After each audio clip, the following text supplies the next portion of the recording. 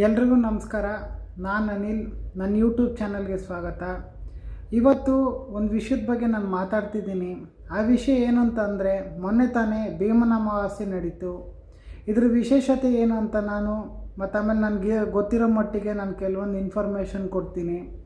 ಈ ಭೀಮನ ಅಮಾವಾಸ್ಯೆ ಯಾತಕ್ಕೆ ಮಾಡ್ತಾರಂತಂದರೆ, ಇದು ಮೇಯ್ನಾಗಿ ಆ ಭೀಮನ ಅಮಾವಾಸ್ಯೆ ದಿನ ಶಿವಪಾರ್ವತಿಯರು ಮದುವೆ ಆಗಿದ್ದ ದಿನ.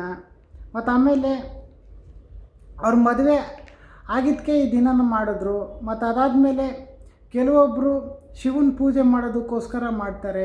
ಮತ್ತು ಆಮೇಲೆ ಕೆಲವೊಬ್ಬರು ಯಾರ್ಯಾರು ಮದುವೆ ಆಗಿರೋದಿಲ್ಲ ಅವರು ಪಾರ್ವತಿನ ಪೂಜೆ ಮಾಡೋದಕ್ಕೋಸ್ಕರ ಈ ಭೀಮನ ಅಮಾವಾಸ್ಯೆನ ಮಾಡ್ತಾರೆ.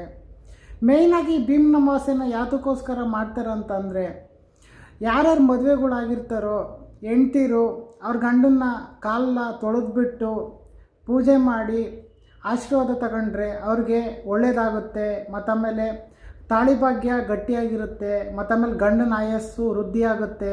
ಮತ್ತು ಆಮೇಲೆ ಆಯಸ್ಸು ಜಾಸ್ತಿ ಆಗುತ್ತೆ.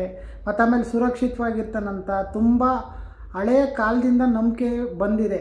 ಮತ್ತು ಅದಾದಮೇಲೆ ಹಳೆ ಕಾಲದಲ್ಲಿ ಮತ್ತು ಆಮೇಲೆ ತುಂಬ ಇತ್ತೀಚಿನ ದಿನಗಳಲ್ಲಿ ಆಗಲಿ ಮತ್ತು ಆಮೇಲೆ ಮುಂಚೆಯಿಂದನೂ ಈ ಪೂಜೆ ನಡೆಸ್ಕೊಳ್ತಾನೆ ಬಂದಿದ್ದಾರೆ. ಆದರೆ ಇತ್ತೀಚಿನ ದಿನಗಳಲ್ಲಿ ಈ ಭೀಮನ ಅಮಾವಾಸ್ಯೆನ ಆಚರಿಸೋದು ಸ್ವಲ್ಪ ಕಮ್ಮಿ ಆಗ್ತಾ ಬರ್ತಾಯಿದೆ. ಆದರೆ ಇವಾಗಲೂ ಕೆಲವೊಬ್ಬರು ಬಿಡೋದಿಲ್ಲ, ಅವ್ರು ಮಾಡ್ತಾನೆ ಇರ್ತಾರೆ. ಆದರೆ ಹಿಂದಿನ ಕಾಲದಲ್ಲಿ ಯಾವ ರೀತಿ ಇತ್ತಂದರೆ, ಅವಾಗೆಲ್ಲ ಭೀಮನ ಅಮಾವಾಸ್ಯೆನ ತುಂಬ ಚೆನ್ನಾಗಿ ಆಚರಣೆ ಮಾಡ್ತಿದ್ರು. ಒಂದು ವರ್ಷವೂ ತಪ್ಪಿಸ್ತಾನೆ ಇರ್ತಿರಲಿಲ್ಲ. ಇತ್ತೀಚಿನ ದಿನಗಳಲ್ಲಿ ಸ್ವಲ್ಪ ಕಮ್ಮಿ ಆಗ್ತಾ ಬರ್ತಾಯಿದೆ. ಮತ್ತು ಅದಾದಮೇಲೆ ಮೇಯ್ನಾಗಿ ಇದು ಯಾತಕ್ಕೋಸ್ಕರ ಆಚರಣೆ ಶುರುವಾಯ್ತಂದರೆ, ಈ ಪಾರ್ವತಿ ದೇವಿ ಶಿವನ್ನ ಈ ಥರ ಪೂಜೆ ಮಾಡಿಬಿಟ್ಟು ತನ್ನ ಗಂಡ ನನಗೆ ಇದು ಅಭಿವೃದ್ಧಿ ಆಗಲಿ, ನನ್ನ ಗಂಡನ ಆಯುಸ್ ಚೆನ್ನಾಗಿರಲಿ, ಮತ್ತು ಆಮೇಲೆ ಅವತ್ತು ಅವರಿಬ್ಬರು ಮದುವೆ ಆಗಿದ್ದ ದಿನ ಬೇರೆ. ಹಂಗಾಗಿ ಈ ದಿನನ ಇವರಿಬ್ಬರು ಮದುವೆ ಆಗಿರೋ ದಿನನ ಇದು ಭೀಮನ ಅಮಾವಾಸ್ಯೆ ಅಂತ ಮಾಡಿದ್ರು.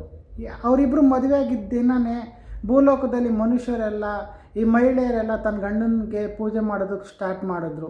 ಇದು ಮೇಯ್ನಾಗಿದ್ರ ಉದ್ದೇಶ ಏನಂತಂದರೆ, ಗಂಡನ ಆಯಸ್ಸು ವೃದ್ಧಿ ಆಗಲಿ, ಮತ್ತು ಆಮೇಲೆ ನನ್ನ ಗಂಡನಿಗೆ ಯಾವುದೇ ರೀತಿ ತೊಂದರೆ ಬರ್ದಲೇ ಇರಲಿ, ಮತ್ತು ಆಮೇಲೆ ನನ್ನ ಗಂಡನಿಗೆ ಎಲ್ಲ ರೀತಿ ಸುಖ ಶಾಂತಿ ನೆಮ್ಮದಿ ಸಿಗಲಿ, ಮತ್ತು ಆಮೇಲೆ ಒಳ್ಳೆಯದಾಗಲಿ ಅಂತ ಹೇಳಿ ಮಹಿಳೆಯರು ಇದನ್ನ ಆಚರಿಸನ್ನೇ ಮಾಡ್ತಿದ್ದಾರೆ. ಹಂಗಾಗಿ ನಿಮ್ಗೆ ಇನ್ಫಾರ್ಮೇಷನ್ ಇದು ಇಷ್ಟ ಆಗುತ್ತೆ ಅಂತ ನಾನು ಇದ್ರ ಬಗ್ಗೆ ನಿಮಗೆ ಹೇಳಿದ್ದೀನಿ ನಿಮಗೆಲ್ಲ. ಆಮೇಲೆ ಏನಾರು ತಪ್ಪಾಗಿ ಏನಾರು ಮಾಹಿತಿ ಕೊಟ್ಟಿದ್ದರೆ ಕ್ಷಮಿಸಿ. ಮತ್ತು ಆಮೇಲೆ ನೆಕ್ಸ್ಟ್ ವೀಡಿಯೋದಲ್ಲಿ ನಾನು ಬೇರೆ ವಿಷಯ ತೊಗೊಂಡು ಅದ್ರ ಬಗ್ಗೆ ಮಾತಾಡ್ತೀನಿ. ಮತ್ತು ಆಮೇಲೆ ಯಾರ್ಯಾರು ನನ್ನ ಯೂಟ್ಯೂಬ್ ಚಾನಲ್ಗೆ ಸಬ್ಸ್ಕ್ರೈಬ್ ಮಾಡ್ಕೊಂಡಿಲ್ಲ ದಯವಿಟ್ಟು ಸಬ್ಸ್ಕ್ರೈಬ್ ಮಾಡ್ಕೊಳ್ಳಿ.